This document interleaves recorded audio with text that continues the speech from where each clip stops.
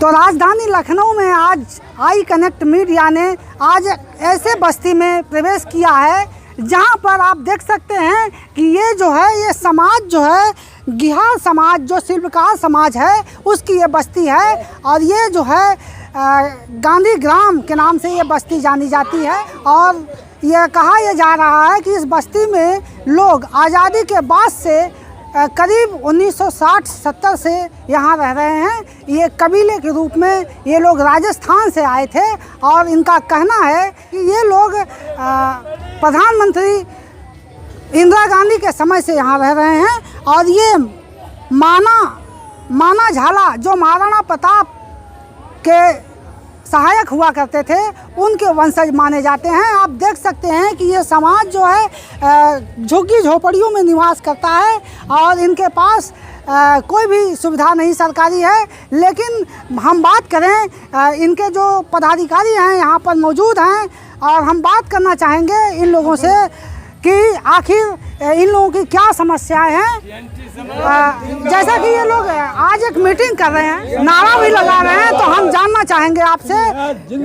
जी आपके बीच में हम आए हैं, ये बताइए कि आज ये जो मीटिंग हुई है समाज की, गिहार समाज की, तो क्या कहना चाहेंगे आज की मीटिंग के माध्यम से अपना परिचय देते हुए।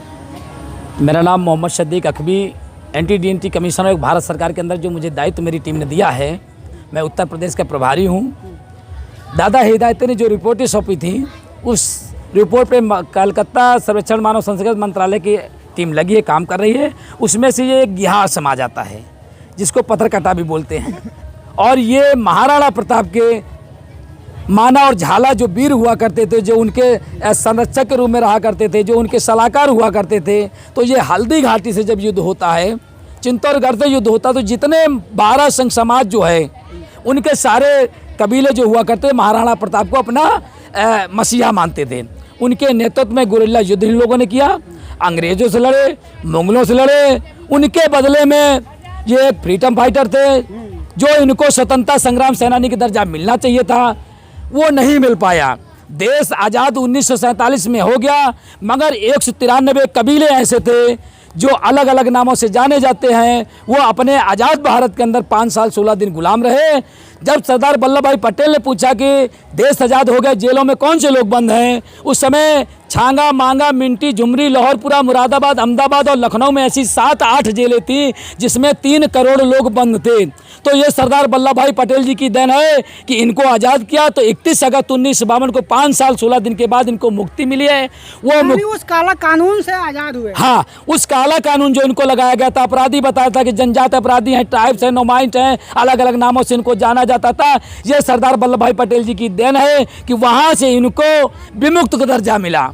निश्चित रूप से ये कहा जा सकता है कि ये जो विमुक्त घुमंतु जनजातियां हैं ये कबीले के रूप में रह रही थी और इनकी जो बस्ती है आज वीरान है, झुग्गी झोपड़ियों में है, ये निवास कर रहे हैं। इनको कोई जो है सुविधाएं नहीं मिल रही हैं। और हम बात करना चाहेंगे, अगर भारत के राष्ट्रपति की द्रौपदी मुर्मू की जो अनुसूचित जनजाति की महिला हैं, आदिवासी महिला, उनको राष्ट्रपति बनाया गया है। इससे पहले भी राष्ट्रपति बने थे अनुसूचित जाति के रामनाथ कोविंद जी। और इस तरह से हमारे देश में राष्ट्रपति बन जा रहे हैं प्रधानमंत्री नरेंद्र मोदी और मुख्यमंत्री योगी जी का, उत्तर प्रदेश के मुख्यमंत्री, उनका ये कहना है कि सबका साथ, सबका विकास, सबका विश्वास। तो ये अनुसूचित जनजाति और कि ये जो जातियाँ हैं ये तो भारत के नागरिक हैं, इनको आखिर अब तक न्याय नहीं मिला, इनका हक नहीं मिला, अनुसूचित जनजाति का दर्जा नहीं मिला। इसके लिए सर्वेक्षण जारी है। निश्चित रूप से यह भारतीय मानव विज्ञान सर्वेक्षण संस्कृति मंत्रालय भारत सरकार जो भारतीय संग्रहालय परिसर 27 जवाहरलाल नेहरू कोलकाता से ये टीम आई थी और इस पत्र के माध्यम से इसमें जो अंकित जातियाँ हैं, चाहे वो पत्थरकट्टा हो, चाहे वो गिहार समाज हो, ऐसी तमाम जो जातियां हैं इसमें से कम 26 जो जातियां हैं उनका सर्वेक्षण हो रहा है। अब क्या स्थिति है, क्या उनको अनुसूचित जनजाति का दर्जा इस सरकार में मिल पाएगा? मुझे पूरी आशा है, क्योंकि हम जनजात में हमारे राष्ट्रपति, हमारी बहन और हमारी माँ भी बैठी हुई है, केंद्र में हमारे भारत के प्रधानमंत्री जी भी बैठे हुए हैं, और उत्तर प्रदेश के अंदर हमारे मुख्यमंत्री आदित्यनाथ योगी जी भी बैठे हैं, जो अभी तक आज़ादी से लेकर जिन जातियों को न्याय नहीं मिला है, ये हम 75वां आज़ादी अमृत महोत्सव मना रहे हैं, जो 75 साल से 150 सालों से हक अधिकार नहीं मिला है। पूरे दावा के साथ कहता हूँ, जिसमें मुझे उत्तर प्रदेश का प्रभारी बनाया गया है, और मैं अखिल भारतीय विमुक्त घुमंतु जनजात का राष्ट्रीय अध्यक्ष होने के नाते ये हमारे कबीले हैं, ये हमारे भाई हैं, और ग्यार समाज हो चाहे सपेरा समाज हो, चाहे जो भी हमारे कबीले हैं, उनको हक अधिकार मिल रहा है। 31 अगस्त को हम मुक्ति दिवस के रूप में साकारता भवन में हमारा कार्यक्रम हो रहा है, उसमें राष्ट्रपति रहेंगे, सारे अधिकारी भी रहेंगे। 31 अगस्त जो विमुक्त घुमंतु जनजाति दिवस मनाया जाता है, वो समय आ रहा है, और आज हम इस मीटिंग के माध्यम से ये जो कबीले के लोग हैं, ये जो गिहार समाज के लोग हैं, हम इनसे बात करना चाहेंगे। गिहार समाज के जो सदस्यगण हैं, पदाधिकारी हैं, आज जो नियुक्ति हुई है उस बारे में बताइए। आपको क्या पद दिया गया इस संस्था के माध्यम से? समाज का सदस्य बना गया मेरा, गिहार समाज का क्या बनाया गया? अध्यक्ष बना गया, जो प्रदेश बन गया। ये बताइए, यहाँ पर निवास कब से कर रहे हैं? निवास नाम आपका? मेरा नाम छबीले नाम है। कब से निवास कर? निवास में कर रहा हूँ कम से कम मेरी साल 70 हो चुकी है। यानी कि 1960-70 से? हाँ, 70 से आया। जो है देश आजाद होने के बाद आप इधर ही चले आए? हाँ, यहीं चला आया। ये बताइए कि आप जो है, आप जब से यहाँ आए, क्या क्या समस्याएं झेलनी पड़ी? बहुत झेलनी गई, आफत झेलनी पड़ी, बहुत बर्बाद हुए, बच्चे बर्बाद हुए, सभी चीज़ें बर्बाद हुए। अब तो मुझे अब कुछ तो विकास मिल जाए, कुछ मुझे भैया इसके लिए हमारे लिए कोई भला मिल जाए, आप ही भला करने पाएंगे। आपको आवास मिल जाए, ये कहना है? हाँ, आवास मिल जाए और हमारा परेशानी दूर हो जाए। जी, यानी यही मांग है? यही मांग है, अब वही मोदी से यही मांग है, और मंत्री जी से और प्रधानमंत्री से यही हमारी मांग है। हाथ जोड़ के मिलती, हम हाथ जोड़ते हैं कि हमको जो मिले हमारा दूर हो। निश्चित रूप से प्रधानमंत्री इंदिरा गांधी के समय से ये इस तरह की जो कॉलोनियाँ डेवलप हुई, गांधी ग्राम के नाम से आज ये कॉलोनी है, ये गांधी ग्राम के नाम से ये गांव है।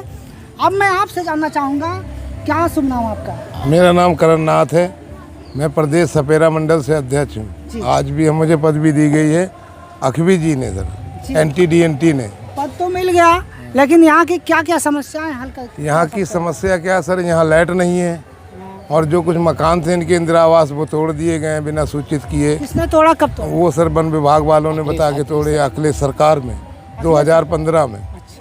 तो हम ये चाहते हैं कि अब हम लोगों को जनजाति का दर्जा दिया जाए, और जो हमारी जनजाति की सुविधा है, मकान की और ज़मीन की और लाइट की। सबसे बड़ी समस्या लाइट और स्कूल नहीं है यहाँ, तो हमारे बच्चे बिना पढ़े लिखे रहते हैं। अन्य स्कूल में जाते हैं तो गांव वाले उन्हें मारते हैं और भगा देते हैं। आपका क्या कहना, क्या शुभ नाम?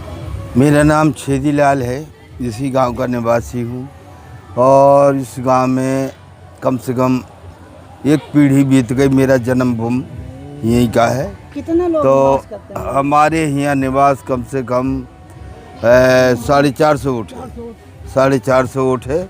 और आप लोग का वोटर कार्ड वगैरह बना है? वोटर कार्ड बना है, राशन कार्ड बना है, और समझ लो कि और हमारा समझ लो सब कुछ बना है। वोट देते हैं? वोट देते हैं, बराबर देते आए हैं और बराबर से दे रहे हैं। इस बार भी वोट दिया? और इस बार भी दिया है। इस बार मोदी को जिता दिया, और क्या कहते तुम्हारी बाबा योगी को जिता दिया, तो भी हमारी। ये देखिए बड़ा खुलासा, ये जो गिहार समाज है, ये इनका वोटर कार्ड बना है, राशन कार्ड है। इससे ये सिद्ध होता है कि ये हमारे उत्तर प्रदेश के मूल निवासी हैं, जो कि राजस्थान से आकर यहाँ पर बसे हैं, और करीब इन 60-70 साल से यहाँ निवास करते हैं। और इनके जो बच्चे हैं आज जो है अशिक्षित हैं, स्कूल कॉलेज नहीं है, गांव का विकास नहीं हो पा रहा है, और अखिलेश सरकार में इनको यहाँ से हटाया जा रहा था, इनके आवास को ध्वस्त किया जा रहा था। आवास तो बने नहीं हैं, आवास तो आप देख सकते हैं कि तंबू डेरा और ये जो कच्चे मकान आज भी नज़र आ रहे हैं। इस तरीके से ये लोग रह रहे हैं, बड़ी मुसीबत है। ये भी भारत के नागरिक हैं, यहाँ के वोटर हैं और वर्तमान में योगी सरकार को जिता दिए हैं, लेकिन सुविधाएं यहाँ आप देख सकते हैं। आप बताइए, आपको सुविधाएं नहीं मिल रही हैं, क्या कहना चाहेंगे? मैं ये कहना चाहता हूँ कि हमारी जन्मभूमि यहीं की है और फिर हमारे पिताजी की जन्मभूमि यहीं थी और कम से 80-85 साल से हम यहीं रहते थे। तो 1970 में हमारी खपरेल कॉलोनी आई थी, इंदिरा आवास, सरकारी कुआं बना था, फिर गोबर गैस बनी थी और सारी सुविधाएं आती रही। मगर 2015 में कुछ माफियों लोगों ने, कुछ वन विभाग के वो थे अधिकारी टीम और ये 300 PAC से ये बुलडोजर चलाकर पूरा 38 मकान गिरा दिए। मकान गिरा दी, जब से 28वीं आवास आई थी फिर वो भी वापस हो गई। फिर क्या हुआ, फिर कोई विकास। प्रधानमंत्री आवास के लिए आप लोगों ने कभी अप्लाई किया? अप्लाई किया, बहुत दौड़ भाग किया, यहाँ से लगाकर वहाँ पर ये लखनऊ जो है क्या कहते बंदरी विभाग जो मंत्री लोग बैठते हैं, तो वहाँ पर भी बहुत दौड़ भाग किया, लिया कागज़, पता नहीं क्या किया, इतने कागज़ हो गए, इतने कागज़ बेकार, कोई सुनवाई नहीं हुई। ये बताइए कि भैया जी आए कुछ, आप ये बताइए कि शौचालय बना? शौचालय भी नहीं बना। शौचालय बना था पहले, कब बना? वो ही बना था बस ऐसी। ये आवास आई थी 8-9 में। अच्छा, 8-9 में आवास आवास आई, इंदिरा आवास। प्रधानमंत्री जो शौचालय योजना है उसके तहत क्या शौचालय बना? स्वच्छ भारत मिशन के तहत अभी कुछ नहीं बना, नहीं बना। कुछ नहीं बना।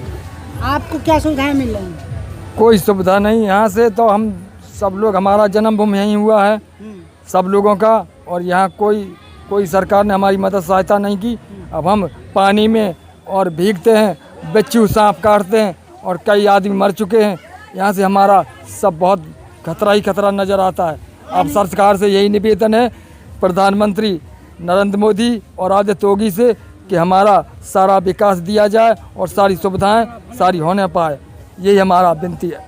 तो मैंने आज गिहार समाज से, जो शिल्पकार समाज है, उनसे मैंने बात किया और बात करते करते तमाम जो परेशानियां थी उन्होंने अपनी बताई। आज़ादी के बाद से अब तक क्या क्या इन लोगों ने झेला और वर्तमान में क्या क्या स्थिति है, आपसे रूबरू हुए। निश्चित रूप से सरकार को ये वोट देते हैं और सरकार की जो योजनाएं हैं इन तक नहीं पहुंच पा रही हैं। जैसा कि मैंने दिखाया, सामने भी देख सकते हैं कि ये हकीकत आपके सामने है। तंबू डेरा और ये कच्चे मकान, इनको प्रधानमंत्री आवास भी नहीं मिला है, न तो स्वच्छ भारत मिशन के तहत शौचालय मिला है। इन्हीं सब बातों पर आज हमने बात किया है। निश्चित रूप से ये महाराणा प्रताप के जो सहायक थे माना झाला, उनके ये वंशज हैं और इनके वंशज का आज ये हाल है। हमारे बीच में DNT जो अनुसूचित जात जनजात घुमंतु समाज के पदाधिकारी आज यहाँ पर इनकी समस्याओं को देखने आए थे और एक टीम गठित की है, इनकी समस्याओं का निदान हो सके। और सर्वेक्षण जो हो रहा है, उस सर्वेक्षण की क्या रिपोर्ट है, अनुसूचित जात जनजाति में शामिल हो पाएंगी कि नहीं, इन सारे मुद्दों पर हमने बात किया। चलते चलते आखिरी सवाल कि अब क्या करना चाहेंगे DNT समाज के पदाधिकारियों और DNT समाज के अध्यक्ष जो भिखू दादा इदाते जी हैं, चेयरमैन साहब, उनके माध्यम से क्या आप अपनी बात पहुंचाना चाहेंगे? मुझे बहुत ही खुशी है। 2019 में हमने कार्यक्रम किया था साकारता भवन के अंदर विमुक्ति दिवस में, जिसमें मुख्य अतिथि राज्यपाल महोदय थे, उनको अपनी पीड़ा बताई थी। 2014 में हमने अपनी पीड़ा बताई, आज उसका ये फल मिल रहा है। ये दादा जिनको राज्यपाल महोदय ने कर्मवीर दादा इदाते जी के नाम से उनको सम्मान दिया था, आज लक्ष्मीनारायण सिंह दादा जो हमारे राष्ट्रीय अध्यक्ष हैं, उनको मैं धन्यवाद देता हूं। BK लोधी साहब जो हैं, जो भारत सरकार के जनरल सेक्रेटरी रहे और उनकी शोध पे रिसर्च की जो टीम आती है, मैं उनको धन्यवाद देता हूं। मैं अपने बीच में कैलाश निषाद जी को धन्यवाद देता हूं और मैं रमेश प्रदेश अध्यक्ष जो हमारे DNT से उत्तर प्रदेश का कार्य देख रहे हैं, मैं उनको धन्यवाद देता हूं। और मैं सबसे पहले सुभाष जी को धन्यवाद देता हूं, जो चैनल के माध्यम से इन दबे कुचले झुग्गी झोपड़ी पन्नी डेरा तुमको की अपनी आवाज़ को दिखाते हैं। आज ये 75वां आज़ादी अमृत महोत्सव जो मनाया जा रहा है, ये हमारे घुमंतू समाज के अंदर 666 जाति के अंदर 473 घुमंतू जातियाँ जो हैं, मैं उनका अध्यक्ष हूँ। अखिल भारतीय विमुक्त घुमंतू जनजाति महासंघ का मैं राष्ट्रीय अध्यक्ष हूँ, उत्तर प्रदेश का प्रभारी हूँ। NTDNT के अंदर जो मुझे जिम्मेदारी दी है, मैं बा ईमानदारी से ईश्वर की शपथ को लेते हुए इन लोगों तक जाने का काम कर रहा हूँ। और ईश्वर जो है, जो अभी तक आज़ादी से लेकर उनको न्याय नहीं मिल रहा है, वो माननीय मोदी जी की सरकार, माननीय योगी जी की सरकार की अध्यक्षता में और माननीय हमारे द्रौपदी मुर्मू जी जो हमारे आदिवासी जनजाति से आती हैं, इससे बड़ी हमारी खुशी की कोई बात नहीं हो सकती है कि हम ऊपर से लेकर नीचे तक हमारी जनजातियां हैं और जल जंगल जमीन हमारी थी, जो अभी तक उन गद्दारों ने, कुछ अपराधियों ने, कुछ नेताओं ने हमें धमका के हमारी जल जंगल जमीन हमसे छीन लिया था। आज वो हमको मिल जाएगी। निश्चित रूप से न्याय के आसार दिख रहे हैं। ये बड़ी कामयाबी है कि भारत का राष्ट्रपति एक अनुसूचित जनजाति की महिला बन सकती है। तो क्या ये अनुसूचित जनजाति, बंजारा और ये बिहार समाज के लोगों का उद्धार नहीं हो सकता है? क्या योगी सरकार और मोदी सरकार में इनकी जो समस्याएं हैं, इनका निदान नहीं हो सकता है? ये तो वक्त ही बताएगा। और 31 अगस्त विमुक्त घुमंतू दिवस के रूप में मनाया जाएगा। क्या इस दिन तक इनकी समस्याओं का कुछ निराकरण हो पाएगा या नहीं, ये तो आने वाला समय ही बताएगा। आई कनेक्ट न्यूज़ के लिए राजधानी लखनऊ से मैं सुभाष निषाद।